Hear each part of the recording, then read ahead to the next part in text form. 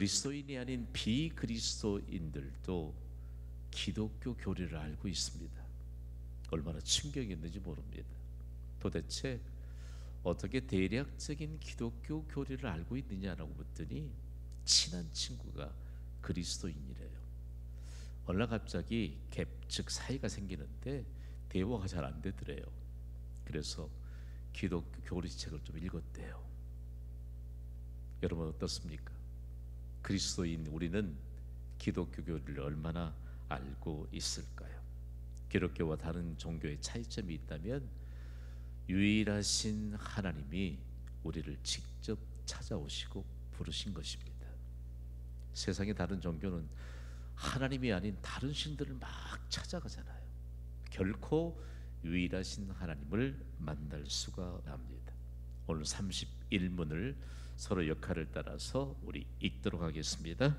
효력 있는 부르심이 무엇입니까? 효력 있는 부르심은 하나님의 영의 역사로 우리의 죄와 비참을 깨닫게 하시고 우리의 마음을 밝게 하셔서 그리스도를 알게 하시고 우리의 의지를 새롭게 하시고 또 우리를 설득하셔서 복음 안에서 우리에게 값없이 주신 예수 그리스도를 영접할 수 있게 하는 것입니다. 아멘. 오늘은 효력 있는 부르심, 이 사실 하나만 꿰뚫어도요 이미 우리에게는 임한 은혜가 더욱더 풍성해집니다. 효력 있는 부르심이 도대체 뭘까요? 하나님의 부르심은 결코 실패할 수 없으며 또한 효력이 나타나지 않을 수 없습니다. 저는 오늘 이 사실을 여러분의 가슴에 좀 새겨드리고 싶습니다. 제가 효력 있는 부르심 선포하면 여러분 아래 의미를 힘있게 읽어주시면 됩니다. 준비되셨죠?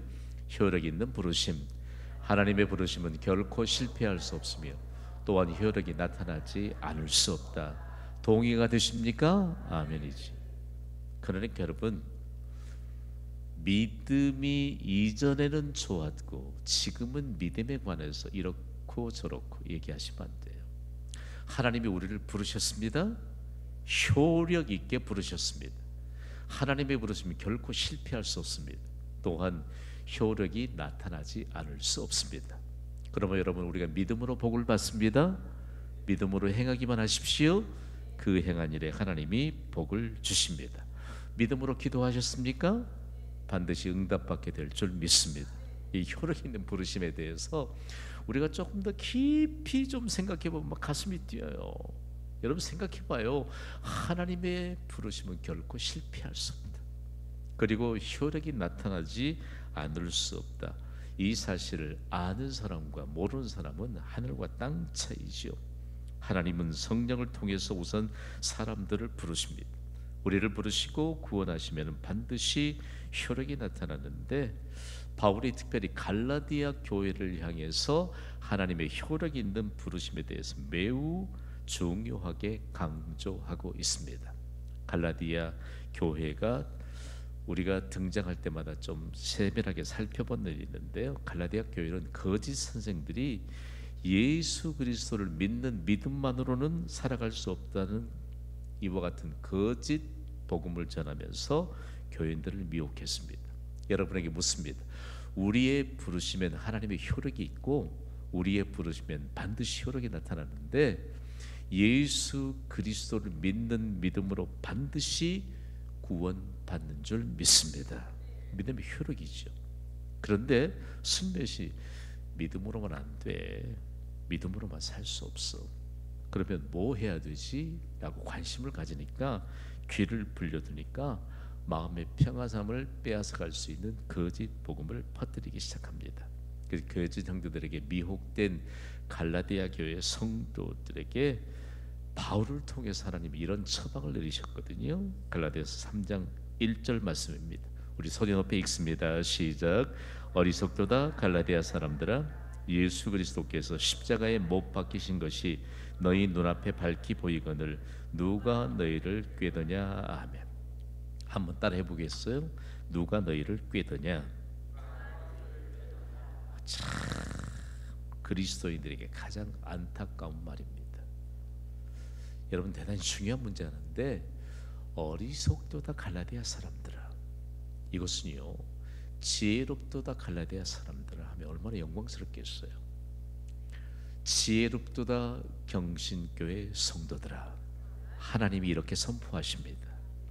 경신교회 하나님의 놀라운 역사가 계속적으로 확대되고 있음을 믿습니다. 특별히 오늘 수협의 헌신자들이 이런 하나님의 역사에 대한 증거자들이잖아요. 우리에게는 지혜로움이 충만한 줄 믿습니다. 그런데 어리석도다 갈라디아 사람들아, 누가 너희를 꾀드냐. 오늘 수협의 헌신자 중에 우리를 거짓 복음으로 꾀내어 유혹할 사람은 한 사람도 없는 줄 믿습니다. 수협에 헌신할 수 있는 건요, 얼마나 큰 축복인지 몰라요. 우리 교회 어느 때 한번 수협회를 참석하면서 그분이 그런 표현을 처음 들었대요. 주일을 향해 가는 축복의 징검다리인 수요예배. 여러분도 경신교회에서 처음 들으셨죠? 우리에게 주신 은혜예요, 은혜.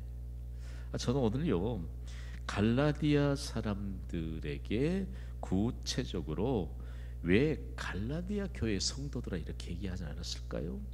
갈라디아 지역에 세워진 교회는 그 지역의 축복의 통로인 줄 믿습니다. 그러니까 갈라디아 사람들아라고 말합니다. 갈라디아에 세워진 교회가 이러면 생명의 복음을 우리가 희석시키려고 하는 거짓 교사들에게 이처럼 미혹을 당하면 그 지역에 소망이 없어지기 때문입니다. 그래서 바울은 하나님의 효력 있는 부르심의 주체이신 성령의 역사를 명확하게 무엇으로부터인 것인가를 선포하고 있습니다. 갈라디아서 3장 5절 말씀 우리가 주의 있게 읽을 텐데요. 함께 읽습니다. 시작. 너희에게 성령을 주시고 너희 가운데서 능력을 행하시는 이의 일이 율법의 행위에서냐 혹은 듣고 믿음에서냐. 아멘. 믿음은 들음으로부터 납니다. 믿음의 실제는 예수 그리스도이십니다. 그러니까 예수 그리스도를 믿는 순간, 예수 그리스도 이름을 부르는 순간 성령께서 우리 안에 들어오십니다. 내 안에 계십니다. 내 안에. 문제는 내 안에 계시는 성령이 주인의 자격으로 계시느냐 아니면 손님의 자격으로 계시느냐라고 하는 문제입니다. 여러분을 도전합니다. 내 안에 계신 성령은 너의 주인 되심을 믿습니다. 인정하십시오. 인정하면요 하나님의 부르심을 받은 것이 얼마나 귀중한 것임을 우리에게 가르쳐주고 있습니다.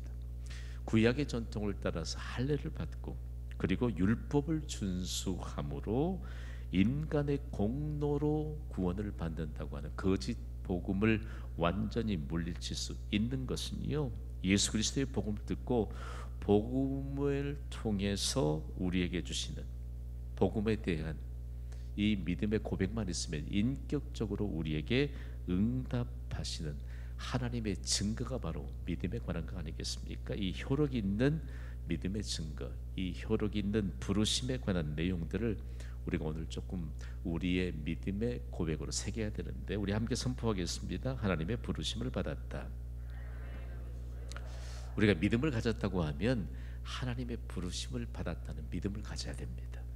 이것을 현대적인 용어로 표현하면 영어 단어인 calling인 것이죠. 소명입니다. 소명은요, 한자적인 의미로도 이렇게 잘 해석된 단어가 없어요. 소명, calling. 소명인데 부르심을 받은 목숨이라는 것입니다. 그러니까 우리의 목숨은 하나님의 생명이라는 사실들을 우리에게 가르쳐주고 있습니다. 그냥 우리가 받은 생명이 어떤 생명인지도 모른 채 살아가고 있는 게 아니고요, 왜 우리가 하나님의 부르심을 받고 구원받은 이와 같은 인생을 살아야 되느냐? 우리가 하나님의 부르심을 받고 구원을 받았기 때문에 하나님의 생명이 내 안에 있는 줄 믿습니다. 그런데 구원을 받지 못하면 하나님의 생명이 없잖아요. 하나님의 생명이 아닌 자들을 하나님이 심판하시는데 그 심판은 지옥이라는 것을 너무나도 우리가 잘 알고 있습니다. 영권에는요, 소명하면 바로 콜링인데, 왜 청교도들이 미국의 제1의 국가를 이루었을까? 여러분, 중요한 내용 하나를 우리가 좀 살펴볼 텐데, 청교도들이 미국 교회를 통해서 세계 제1의 국가로 세울 수 있었던 것은 직업도 하나님의 부르심, 콜링으로 해석했습니다. 그러니까 우리가 하는 모든 일들이 즐거움이 넘쳐나는 것이죠. 여러분 오늘 뭔가 일 다 하셨지요? 하나님 우리에게 맡기신 일이 있어요. 이것을 즐거움으로 청교도들처럼 콜링으로 하나님의 부르심으로 해석하는 자에게 복이 있을 줄 믿습니다. 그러니까 가족을 섬기는 것이 너무 즐거운 거죠. 즐거운 거죠. 여러분 생각해 봐요. 가정에서도 아내들의 섬김을 통해서 식탁이 준비되는 거, 그거 보통 복 아닙니다. 점점요. 점점 제 생각을 가슴 깊이 파고드는 것은 아내가 마련해 준 식탁처럼 더 맛있는 식탁, 건강 식탁, 귀한 식탁은 없더라고요. 없습니다. 진짜예요. 그러면서 식탁 하나가 가족들에게 이처럼 펼쳐지면서 이 내용들을 나누게 될 때 저는 식탁 기도에 대해서 정말 확신을 가지고 있습니다. 하나님이 오늘 수협의 헌신자들의 가정에서 준비된 식탁이 일평생 동안 기적의 식탁이 되기를 주님의 이름으로 선포합니다. 우리 귀한 아내들의 음식을 준비하면서 거기 기도가 가미됐잖아요. 기도가 가미됐잖아요. 저는 그걸 생각하면 오늘 우리에게 있어서 정말 하나님께서 우리에게 주시고자 하는 일들을 얼마만큼 놓치지 않느냐가 대단히 중요한 관건입니다. 자, 하나님의 부르심. 오늘부터는 집에 가셔서 설거지하면서도 즐겁게 하시기를 주님의 이름으로 선포합니다. 무슨 일을 하든지 즐겁게 하셔야 돼요. 즐겁게. 그리고 주님이 우리를 부르시고 맡기신 일인데 그 일엔 반드시 영광스러운 결말이 있지 않겠습니까? 그래서요, 바울은 그 핍박이 심하던 때 로마 교회 성도들에게도 확신 있게 이렇게 선포했거든요. 로마서 1장 6절입니다. 우리 함께 읽습니다. 시작. 너희도 그들 중에서 예수 그리스도의 것으로 부르심을 받은 자니라. 아멘. 자, 예수 그리스도의 것으로 부르심을 받은 자니라. 제가 성경을 연구하다가 바울에 대해 연구하다가 바울이 예수 그리스도의 것으로 부름을 받았다. 그러니까 바울을 만드신 분이 누구죠? 예수 그리스도이십니다. 그리고 바울에게 이방의 사도로 부르신 것이 누구죠? 예수 그리스도이십니다. 자, 몸이 좀 육신이 좀 연약함이 밀려오면 예수님이 나를 지으셨잖아요. 만드셨잖아요. 그리고 예수님의 것으로 우리를 부르셔서 사명까지 주셨다고요. 예수님께서 보살펴 주시고 헤아려 주시고 우리를 세밀하게 만져주시는 은혜를 사모하시기를 주님의 이름으로 선포합니다. 요즘 만나다 보니까 참 우스갯소리가 참 많이 나와요. 그런데 그리스도인은 좀 달라요. 어떤 분이 우스갯소리 하는데 이전에 자신이 알들 모르는 사이에 일어나면서 그냥 습관적으로 아이고 했대요. 그러니까 믿음 좋은 그리스도인 된 친구가 나무래더래요. 주여 해야지. 주여 힘 주시옵소서 해야지. 아이고가 뭐냐고 도대체.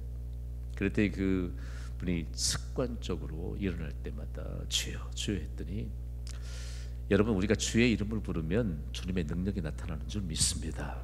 여러 개 나타나요. 그분이 얼마나 걸음도 용감하고 씩씩하게 잘 거는지 내가 물었어요. 왜 그렇게 어디 뭐 특수부대 부원처럼 걸음을 걷느냐고 그랬더니 주의 이름을 부르라고. 그저 들을 일 아니더라고요, 여러분. 그러니까 여러분 주의 이름을 부르십시오. 선포하십시오. 모든 일에 효력을 나타내시는 주의 영광이 나타나게 될 줄 믿습니다.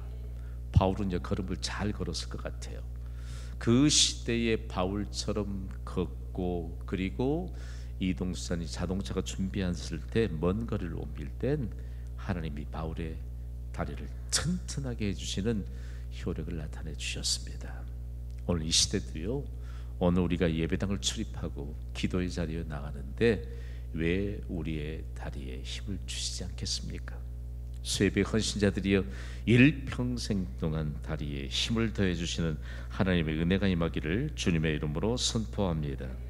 그러면서 구체화된 내용들을 우리에게 함께 주시는데요, 이 바울을 통해서 우리에게 고민들을 완전히 많이 없애주셨습니다. 그래서 로마서 11장 29절에는 이런 확신을 가진 복음이 전달됐거든요. 우리 함께 읽습니다. 시작. 하나님의 은사와 부르심에는 후회하심이 없느니라. 아멘. 하나님이 우리를 부르셨습니다. 맞지요? 그런데 하나님이 부르심을 통해서 뭘 겸하여 주셨느냐? 은사 선물을 주셨습니다. 하나님이 우리에게 선물을 맡기시고 우리를 부르신 데는 후회함이 없으시대요. 저는 여러분 일평생 동안 하나님이 주신 은사와 부르심에 후회함이 없게 하시는 하나님을 증거하는 인생을 펼치고 싶습니다. 시간을 사용함에 있어서요, 시간은 하나님이 주신 선물입니다.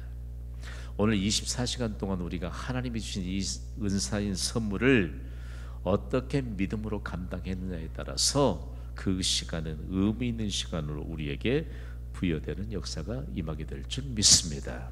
물량적인 시간을 의미 있는 시간으로 바꾸도록 오늘 우리에게 수요 예배도 헌신하게 하시고, 기도도 하게 하시고, 153 기도도 하게 하시고, 그리고 누군가를 향해 순간순간 하나님이 주시는 놀라운 은혜가 임하도록 하나님의 은혜를 베풀어 주셨어요.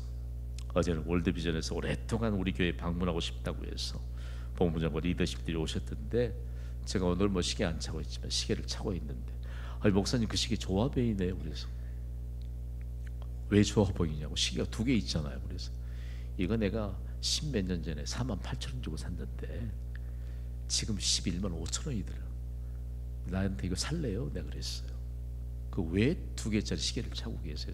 아니, 나 어렸을 때부터 아이들이 미국에 있을 때 시간 맞춰서 아이들에게 맞는 기도해 줘야 되기 때문에, 지금도 아들 녀석 미국에 있어서 내가 이 아이에게 꼭 필요할 때, 기도가 필요할 때 그 시간에 맞춰서 기도해 줘야 돼요. 여러분 그렇잖아요.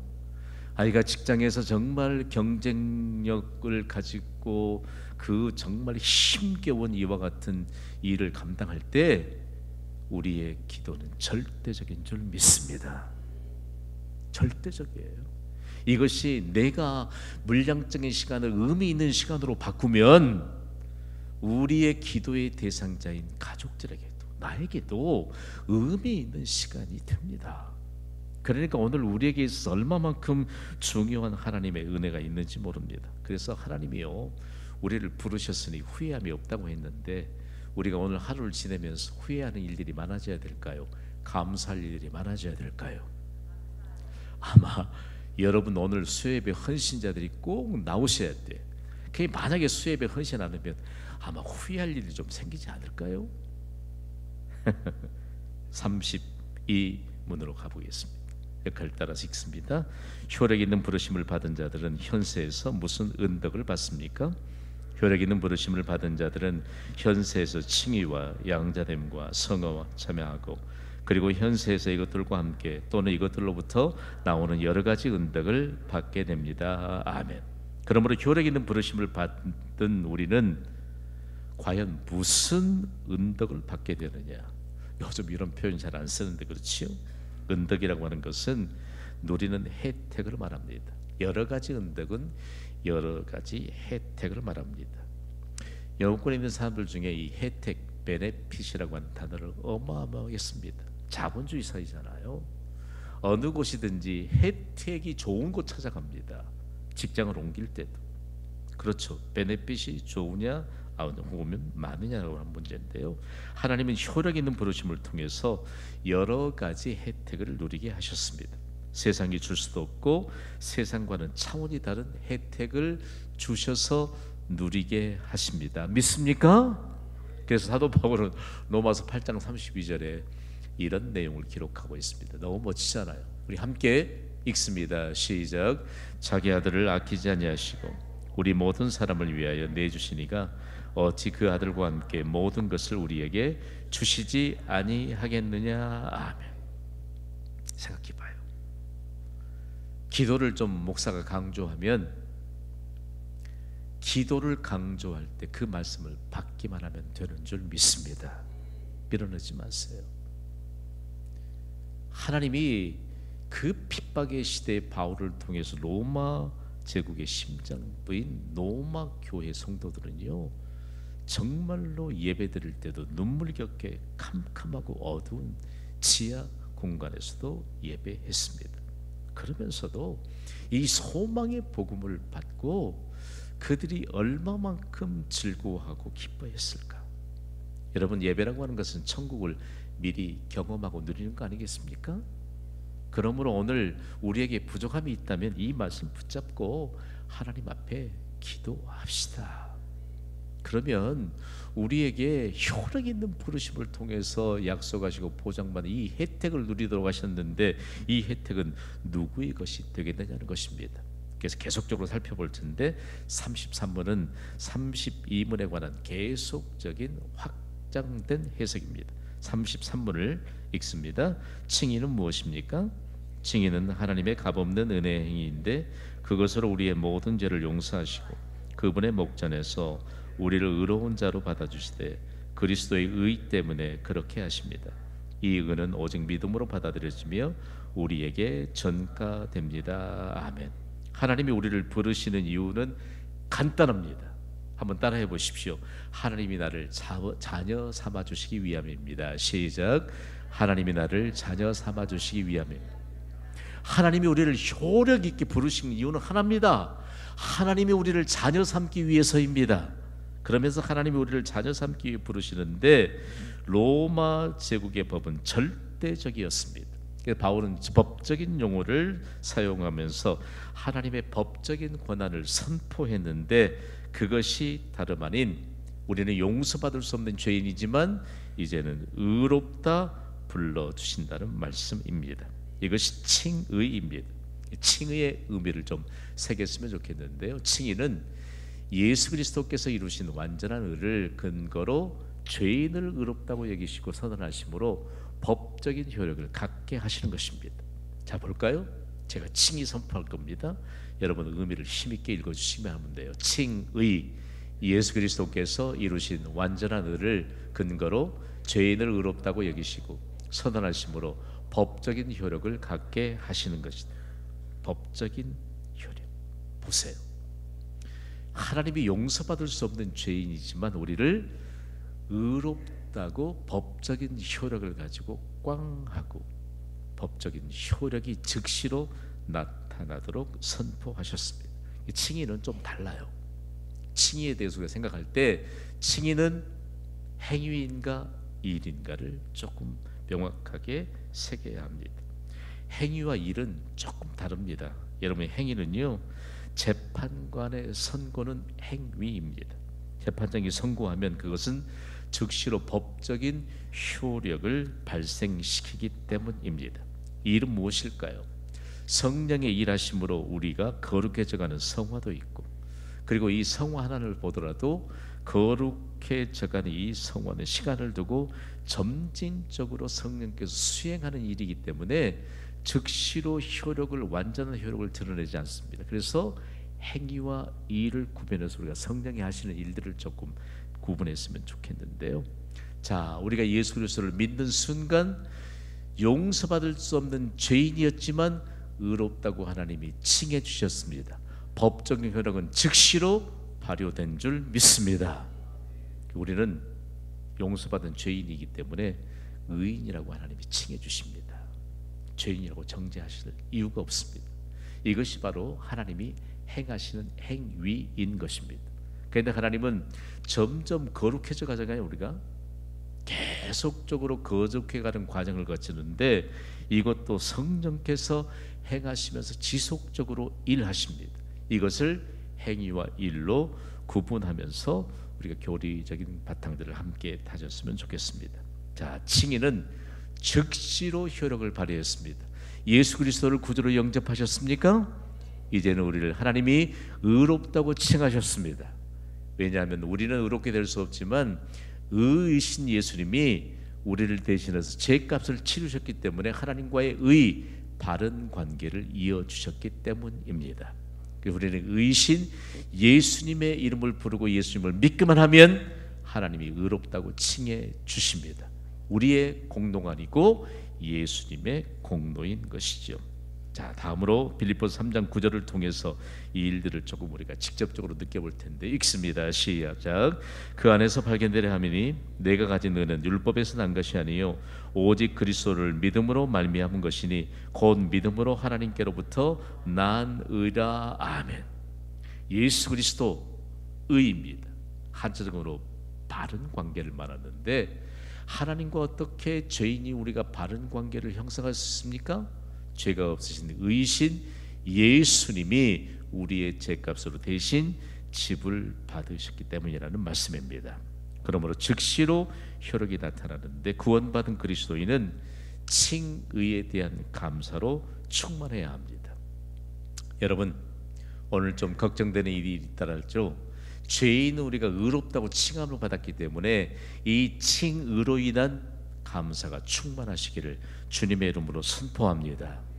그러니까 칭의를 받은, 의롭다 칭함을 받은 구원받은 자와 구원받지 않는 자의 인생은 차원부터가 다릅니다.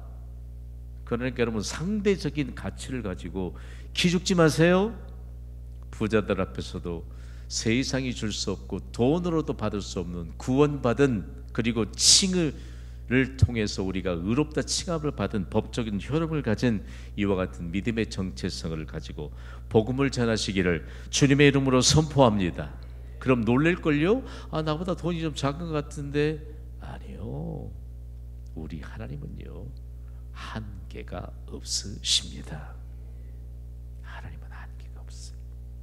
그러므로 오늘 우리에게 있어서 세상에 하나님이 오늘 우리에게 칭의에 대한 감사로 충만하게 되면 이 일에 대한 일이 얼마만큼 계속적으로 확대되는지 몰라요.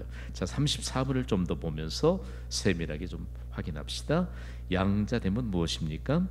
양자됨은 하나님께서 값없이 베푸시는 은혜 행위인데, 그것으로 우리의 하나님의 자녀의 수요 중에 받아들여지며 하나님의 자녀로서의 모든 특권을 누릴 권세를 가지십니다. 아멘. 자, 하나님이 양자됨을 통해서 하나님의 자녀의 수요 중에 받아들여진다. 우리 모두가 해당되는 줄 믿습니다. 이상한 이단자들은 자기들 숫자가 정해졌다고 그래. 기가 막힐 노릇이지요. 그러니까 교리적인 바탕이 약하면 이단자들에게 넘어가요. 우리가 예수 그리스도를 믿는 것이 어떤 것으로 나타나느냐? 다름 아닌 양자됨입니다. 이것도 법적인 효력을 갖습니다. 자, 양자됨을 좀 살펴볼 텐데요. 양자됨을 선포할 것입니다. 여러분의 의미를 좀 크게 읽어주세요. 양자됨, 가족의 구성원이 아닌 사람을 가족으로 받아들여 그에게 아들의 지위와 특권을 주는 행위. 얼마나 영광스럽습니까? 우리가 하나님의 양자됨으로 인해서 아들의 지위 그리고 특권을 우리에게 주셨습니다. 이 특권을 우리가 누리는 것입니다. 세상도요,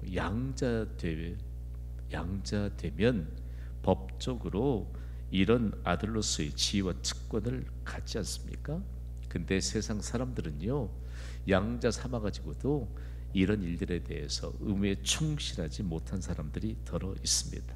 그러나 절대 신실하신 하나님은 우리를 양자되게 하시고 아들의 지위와 특권을 주셔서 영원토록 누리게 하신 줄 믿습니다. 그러면서 우리를 눈동자처럼 보호하시는데요, 사도 바울이 이 내용을 가지고 양자로 입양하면서 로마 제국이 얼마나 많은 사람들을 입양했는지 모릅니다. 자기 아들이 조금 덜 똑똑하니까 지배국 안에서도 조금 총명하고 능력이 출중한 사람들을 자신의 양자로 입양했습니다. 그러면서 가문을 더욱더 빛내려고 하는 로마 제국의 그런, 정말 어떻게 보면요, 참 기가 막힐 이와 같은 일들을 펼쳤던 제국이 바로 로마 제국이거든요.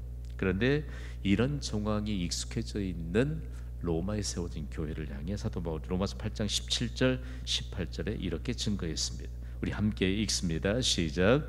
자녀이면 또한 상속자 곧 하나님의 상속자요 그리스도와 함께 한 상속자니 우리가 그와 함께 영광을 받기 위하여 고난도 함께 받아야 할 것이니라. 생각하건대 현재의 고난은 장차 우리에게 나타날 영광과 비교할 수 없도다. 아멘.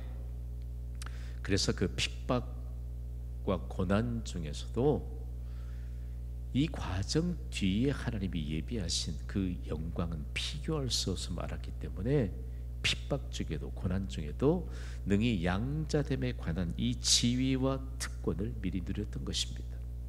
오늘가 예수 그리스도의 이름을 부르는 것만으로도 우리의 문제는 해결된 줄 믿습니다. 불러야 돼요. 사람 이름 부르면 원망받게 되어지겠습니까? 그러면서 양자됨에 관한 내용들을 가지고 우리에게 35문은 성화에 관한 내용들을 더 폭넓게 펼쳐줍니다. 35문입니다. 성화는 무엇입니까?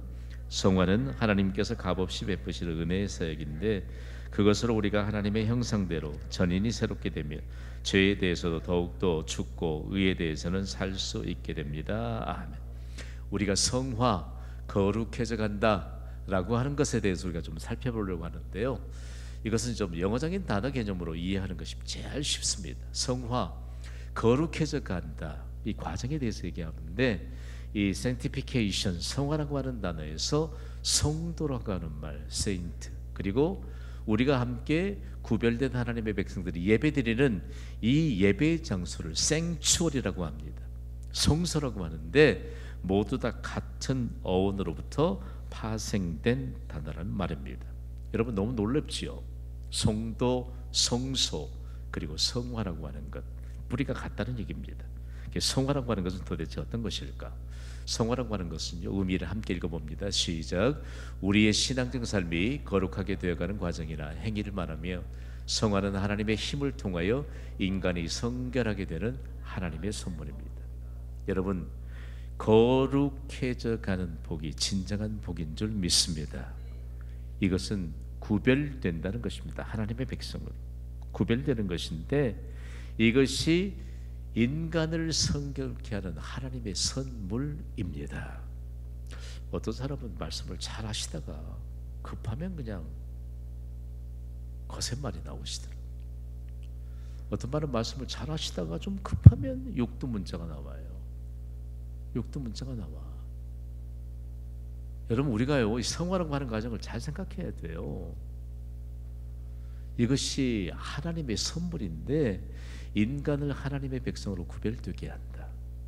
우리가 말 한마디 안 할 때 이 사람의 음성이 어떤지, 이 사람이 어떤 톤을 가지고 말하는지, 이 사람에게 어떤 것이 담겨 아무도 모릅니다. 그러나 하나님의 선물인 성화의 과정이 우리에게 있다면 모든 사람들을 매료시키는 축복의 도구로 인정받게 되는 놀라운 역사가 임하게 될 줄 믿습니다. 저분은 경신교회 성도라고 하면서도 왜 우리와 똑같은 말을 할까? 똑같은 표현을 할까? 이것은요, 책 많이 읽고 뭐 뉴스 많이 듣고 그러므로 되는 것이 아닙니다. 여러분, 거룩한 언어, 믿음의 언어는 하나님의 선물인 줄 믿습니다. 그러면서 우리에게 있어서 이 성화가 얼마나 중요한 것을 가르쳐 주는지요.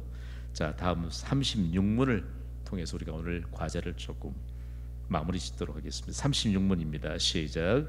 현세에서 칭의와 양자됨과 성화에 수반되거나 거기서 나오는 은덕들은 무엇입니까? 현세에서 칭의와 양자됨과 성화에 수반되거나 거기서 나오는 은덕들은 하나님의 사랑에 대한 확신과 양심의 평안과 성령 안에서의 기쁨과 은혜의 증가와 그 은혜 안에 끝까지 견디는 것입니다. 아멘. 우리의 구원은 전적으로 하나님의 은혜로부터 옵니다. 자, 구원이 하나님의 은혜 안에서 시작이 됐습니다. 그리고 구원과 함께 더불어서 우리와 관계된 모든 일들은 은혜 안에서 이루어집니다. 그래서 하나님의 은혜 안에서 살았던 사도 요한은 은혜 안에서 시작된 구원에 대해서 요한복음 1장 16절에 이렇게 증거합니다. 우리 힘있게 읽습니다. 시작. 우리가 다 그의 충만한 데서 받으니 은혜 위에 은혜로라. 아멘. 저는 은혜 위에 은혜로라, 그리고 충만한 데서라고 하는 이와 같은 일들에 대한 내용, 이 단어를 연구하다가 오래전에 우리 중학교 들어가면 잉크병에 스펀지 넣고, 그렇지요, 그 펜으로 글씨 쓰는 것 훈련받았거든요. 아, 김 목사 구시대 분이구나. 그래도 할 수 없어요. 그런 시대가 있었다니까요. 잉크병 넣고 책에 다 쏟아서 책도 젖고 또 때로는 도시락에도 잉크가 번지고 그럴 때가 있었어요. 그런데 그 잉크병에 넣어놓은 스펀지 때를 보면 잉크가 안 보여도 스펀지에 펜을 꾹 누르면 잉크가 나옵니다. 잘 생각하세요. 여러분, 믿음의 결핍이 없기를 주님의 이름으로 선포합니다. 은혜의 결핍이 없기를 주님의 이름으로 선포합니다. 우리를 효력 있게 부르시고 이 효력 있는 부르심이 어디로부터 온 것이냐? 은혜로부터 온 것입니다. 여러분, 물질 좀 부족해도 은혜만 있으면 됩니다. 건강 좀 연약해도 은혜만 있으면 됩니다. 우리에게 오늘 삶의 버거움이 있다 할지라도 은혜만 있으면 됩니다. 사도 요한이 다 그의 충만한 데서 받으니 은혜 위에 은혜로라. 그러면 이 말씀을 우리가 어떻게 받아야 될까요? 마지막 메시지를 띄워주세요. 다 함께 선포합니다. 시작. 은혜 위에 은혜를 더하소서. 아멘. 광주광역시에 1600개에 달하는 교회가 있습니다. 그 교회가 다 은혜 위에 은혜가 더해지기를 주님의 이름으로 선포합니다. 그런데 가장 앞서서 은혜 위에 은혜를 더해주는 교회가 경신교회이기를 주님의 이름으로 선포합니다. 기도합시다. 반주해 주세요. 가슴에 손을 얹어 봅시다.